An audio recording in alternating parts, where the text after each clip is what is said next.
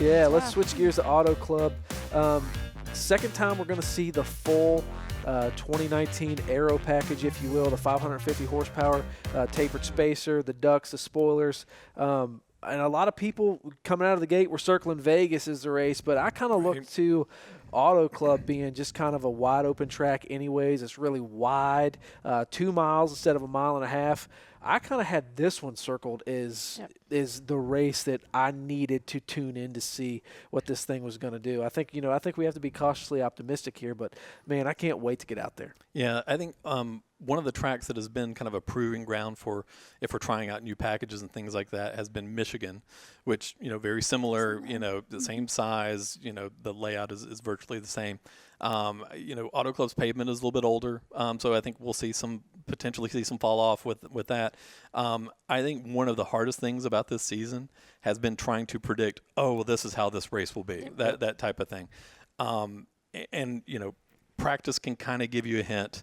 Qualifying can kind of give you a hint, but I think until you put a full field of nearly 40 cars out there and try to actually have real race conditions, it's really going to be tough to kind of guess exactly how things are going to play out. But all that said, the intrigue level is way up for it, much like it was for Vegas. But in the end, we're going to have a race. I mean, that's the main. If you take away nothing else from this, we're going to have a race, and there's going to be a winner at the end of it. Who the team figures it out the quickest. Well, I think as a fan perspective, the thing that's been the most fun for me is the unknown of every week. We have gone into every single week not knowing what to expect.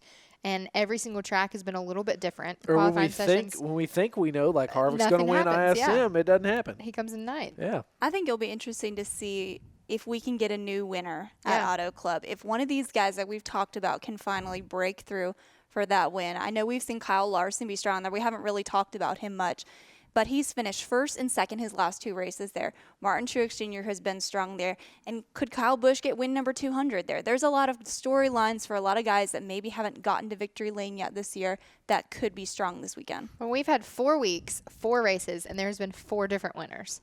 So I don't know what more, as a fan, that you would like to see other than new guys in victory lane. It may not be new guys as compared to 2018 season. You're still seeing the likes of Kyle Busch, and he's going to stay in victory lane. Also, Rowdy's not going anywhere. Maybe another fight on pit road. Maybe but it has been a lot more exciting seeing, where I'm concerned, seeing different winners each week and seeing how drivers are kind of navigating this new package. And I think there's a good chance that, potentially NASCAR could go 5 for 5 with new winners because you've got Harvick, who hasn't won yet, and you've got Larson, who you mentioned. I mean, Truex. There's several that are still, those big heavy hitters in the meat of the order that still haven't broken through. So I think there's plenty of chance. The playoff field is filling up, but I still think there's some new faces that surely will be in the mix. For that matter, Kurt Busch, Chip Ganassi teammate of Kyle Larson, has had a strong start to his season.